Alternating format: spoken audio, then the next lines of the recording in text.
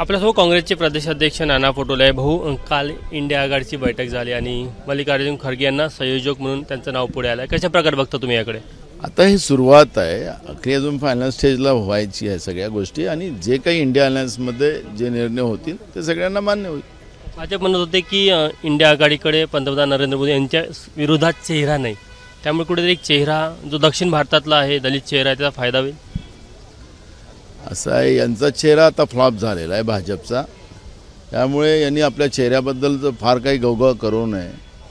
गेल्या 10 वर्षात देश विकून देश यांनी चालवलेला आहे आणि आता विश्वास यांच्यावरचा संपलेला आहे. त्याच्यामुळे आपल्या चेहऱ्याबद्दलचं नकारात्मकता असं सांगून त्याला सकारात्मक हे करू शकत नाही. त्यामुळे त्यांच्याबद्दलचं नाही बोललं तर बरं.